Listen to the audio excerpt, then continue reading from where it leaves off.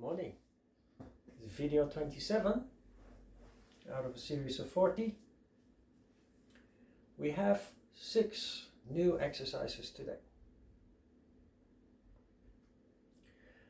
And we repeat a couple of exercises that we know from previous videos. Did you enjoy the headstand? If it was the very first time that you did it, spend some time playing with the concept. In the video, we spent maybe between 5 and 10 minutes to explain and to perform. But usually when we do it in class, the first time, we take 20-25 minutes to explore the first time. Once people are familiar with it, once you are familiar with it, don't need to take so much time. But the first time, turn off the video and just play with the concept, and after you're done, continue with the rest of the video. Okay, let's close our eyes for a moment. 1 minute. Clear the mind with simple observation. Take a deep breath.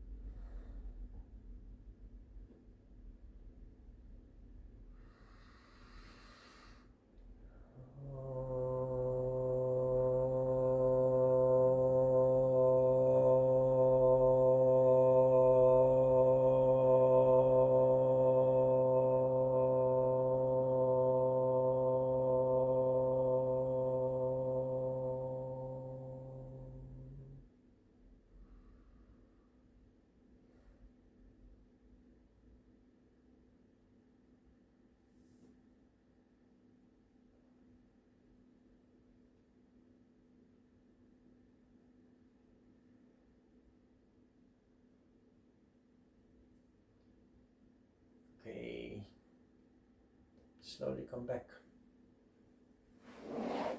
No standing poses today. We start directly with 2 new exercises, and it will be the first introduction of back bending exercises. We start with Dhanurasana. Dhanura means a bow.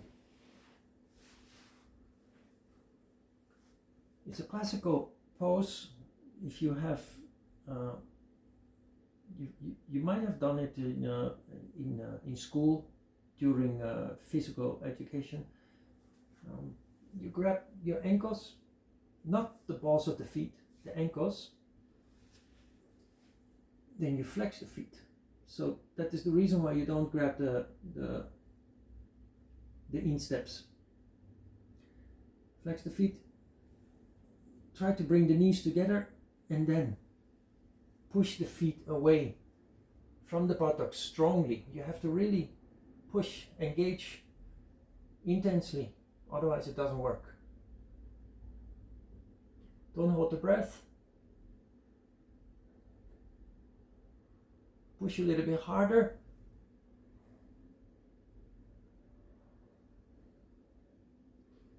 And then slowly come back and relax for a moment. Take a deep breath.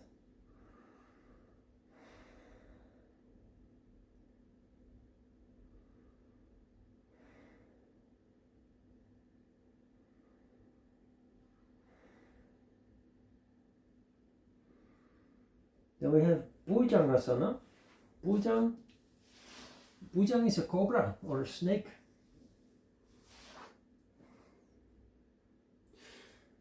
Start by raising the head and the upper body as high as possible without support of the hands. As high as possible, then you put the hands on the ground. Then fully extend the arms. Do not try to keep the hips on the ground and end up in a very cramped position that really doesn't do anything for you. Fully extend the arms, and because the arms are longer than the upper body, allow the hips to get off the floor, and then relax the legs and the buttocks. Do not tense the hips, the buttocks, like many teachers tell you to do. Focus on the engagement in the upper body. Depress the shoulders, roll the shoulders back, open the chest, then fully engage the upper body, but let go of the legs and the buttocks. Do not drop the head back, that in the long term damages the neck. So just in an angle of 30 degrees, look up at the ceiling.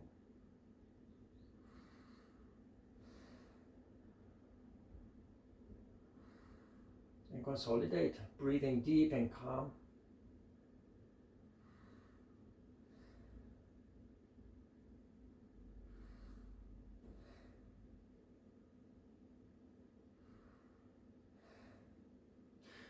And slowly commit, slowly and controlled. Visualize the spine rolling down disc by disc. And relax.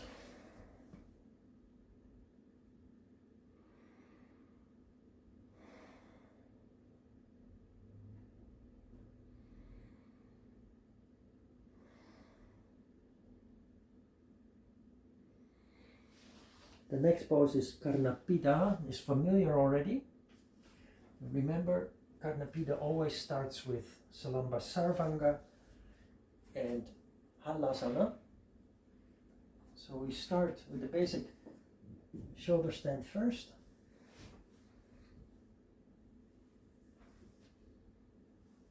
Support the back.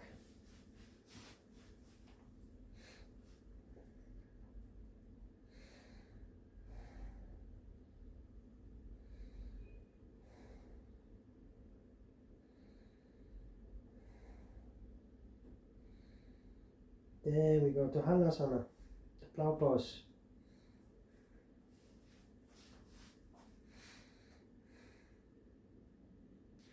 Now from Halasana we go to Karnapida.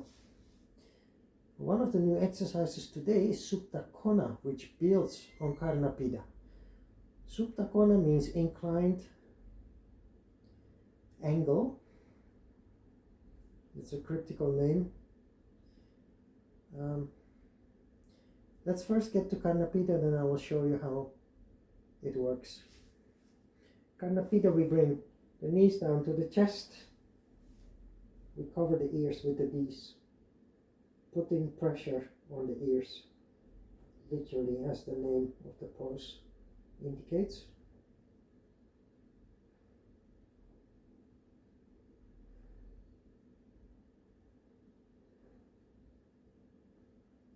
Karnapida is the main pose, so we consolidate up to 1 minute.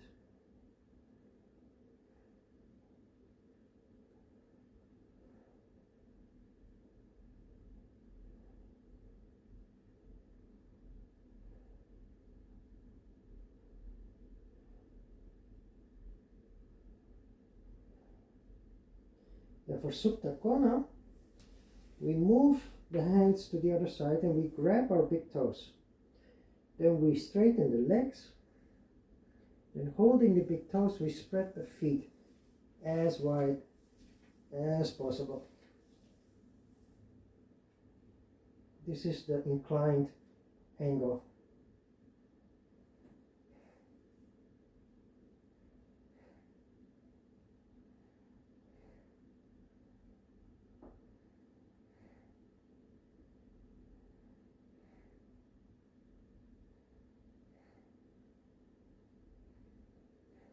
In Supta Konasana, most people will roll down to the floor. The reason for that is we're not using the shoulders enough. You need to actively push the shoulders into the ground, otherwise you simply lose your foundation.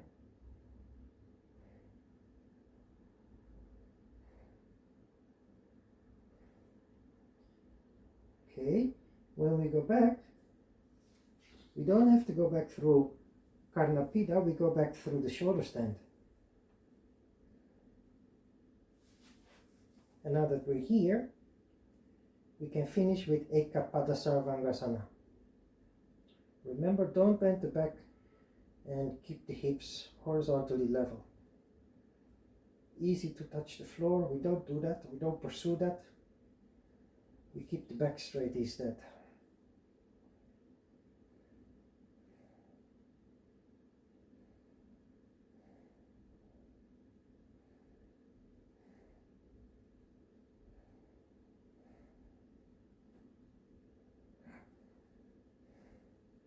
Okay, so you come back and switch.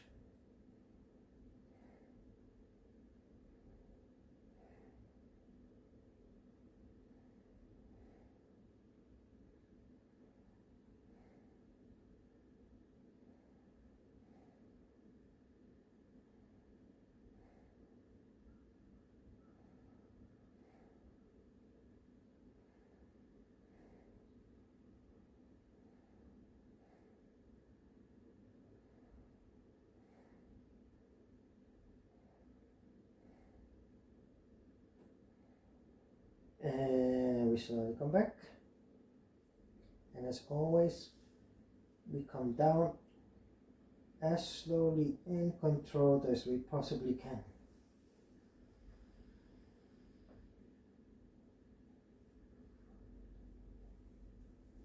And then we relax for a moment.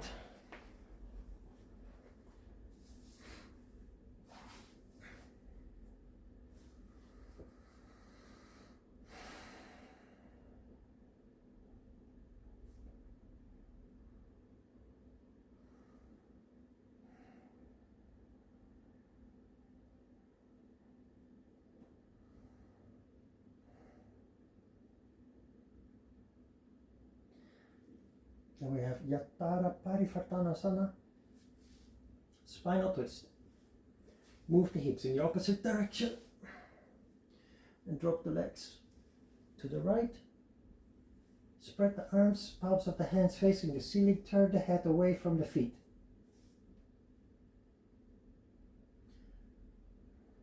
Keep the legs straight. And for the rest, allow the force of gravity to do its work.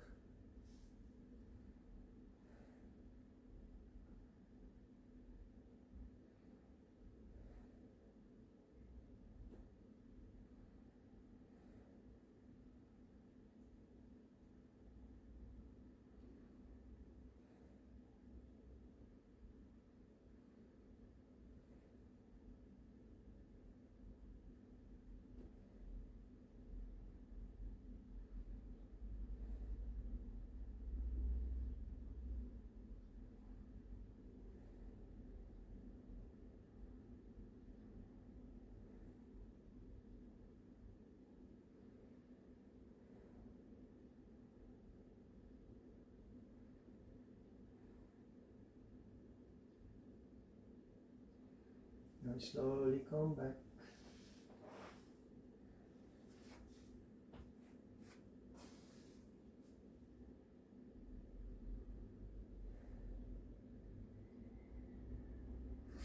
We switch.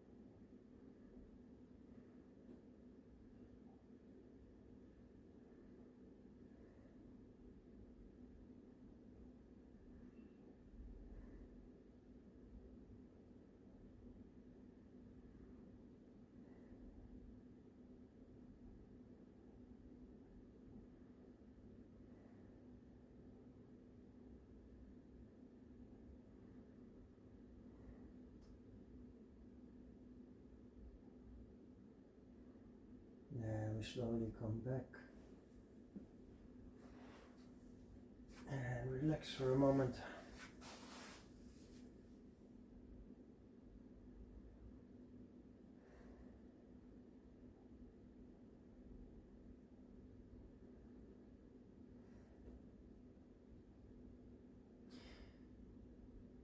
Okay, then we have 3 more new exercises. The first one is Janu Shirsasana. Bend one leg with the heel in the groin, then you pull the knee back until you have approximately 120 degrees angle. Janu means knee, and Shirsa means head. Based on the name of this exercise, people make the mistakes of putting their head on their knee, bending the back, and not using the pivoting point of the body, which is the hips. So our approach is a very different one. First of all, this is asymmetric, but we always pursue symmetry, even when, or especially when, asymmetric. So instead of bending sideways, which many people do, and passively bending the back, we first turn towards that foot, straight, and we reach for the foot without bending the back. Don't bend the back. At least do not passively bend the back. Actively erect the spine. You know, I can make this look like a pretty picture by completely bending double. That looks nice, but is less effective than proper alignment. So I'm not going to do that. I focus on the tilt of the pelvis, sticking my butt out, extending the back of my leg by not pointing the toes, but pushing the heel back. And I elongate the spine, I stretch up the spine rather than passively bending. Janu Shirsasana.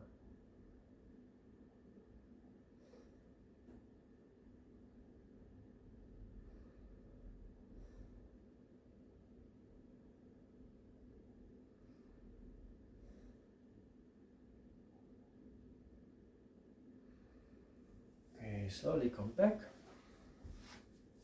Take a little rest in the tailor pose.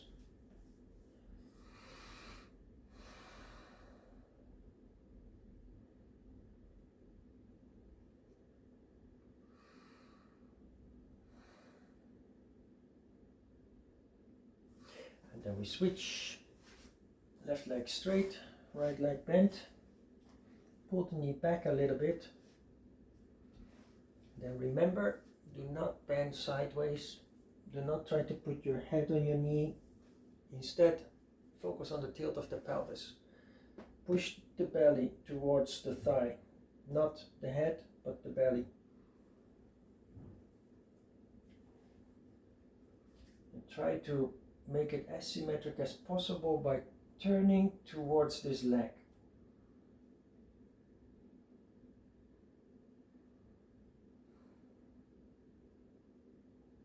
Bending the back is easy, keeping the back straight, that is challenging. And not only is it challenging, it's 100 times more effective than passively engaging in the pose.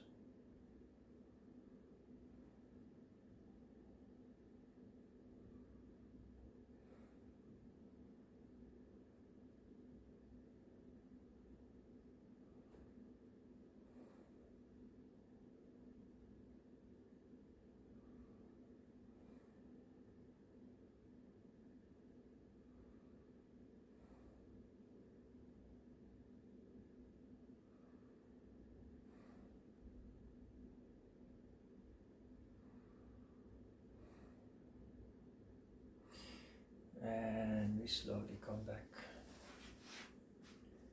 Relax for a moment.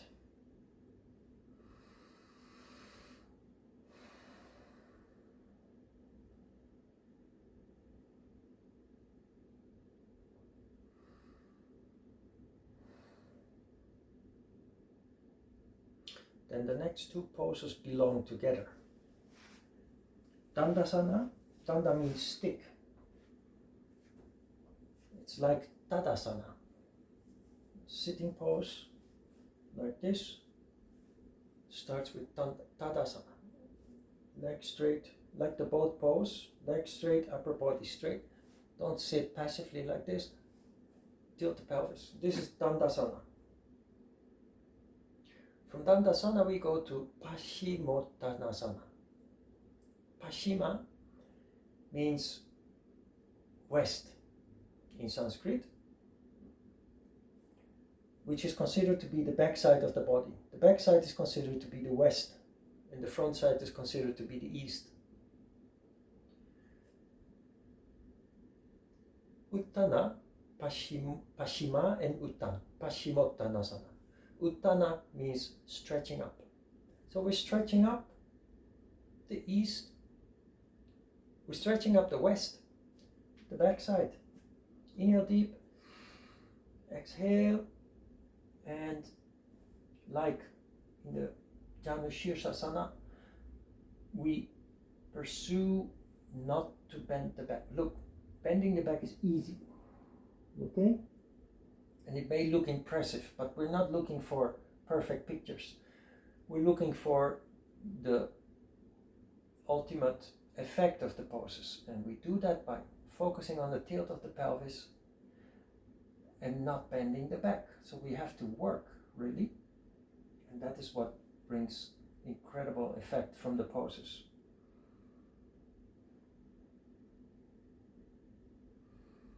If you have difficulty, not so flexible yet, and it is inevitable to bend the back, sit on a cushion, folded blanket, anything that will stimulate the tilt of the pelvis in a very natural way. Another thing also that you can do, I have rather short legs and long arms, so easy for me. If you have long legs and short arms, in combination with some lack of flexibility, use a belt. The belt from your pants or any kind of strap, and put it around your big toes or the balls of your feet. Then grab the belt as short as possible, so as close to your feet as possible.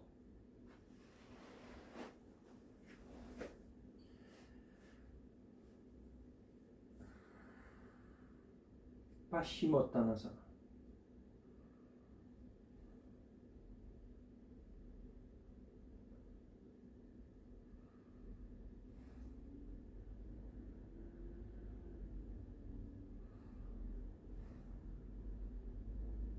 Then we slowly come back.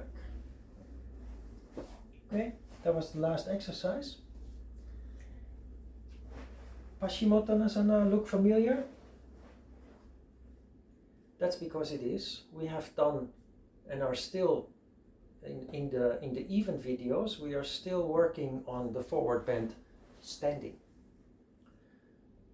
Standing forward bend, Padangusta Padahasta Uttan. You are being helped by the force of gravity. So that's basic.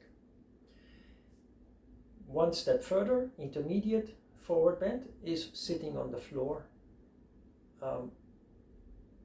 The increased difficulty here is that the force of gravity is not helping you that much anymore, if at all. So you have to work harder. It's more intense. So you start with the standing pose, developing skill, strength and flexibility. Then you move to a more challenging pose in order to grow and develop. Okay, let's close our eyes for 5 minutes. Meditation through observation. Breathe deep and calm. And off we go.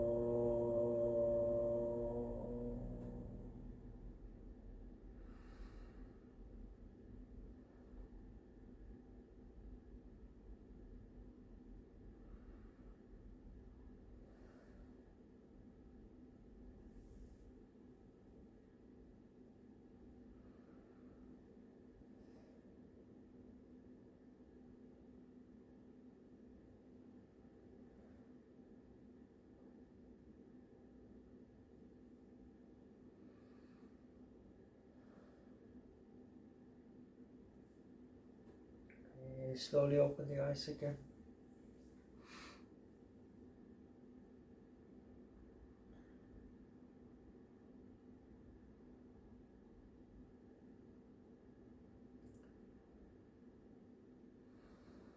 You notice that progress is very rapid.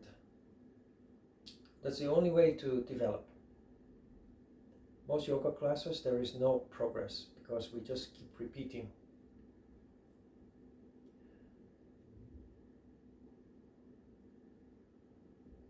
You notice that I changed the name of the video also. The first 21 videos were titled Yoga for Beginners. Now it is Yoga from Beginner to Intermediate. And in fact, you could add an advanced to that too. The exercises become more sophisticated. We develop more and more if it is correct, if you have practiced regularly, following the videos. Almost effortlessly, you have developed much greater strength and flexibility compared to before you practice yoga.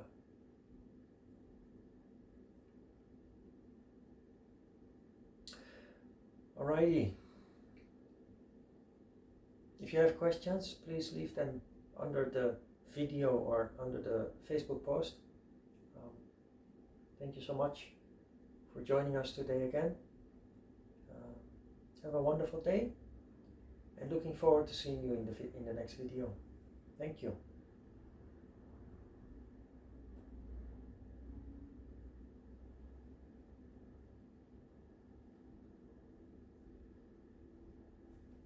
Bye-bye.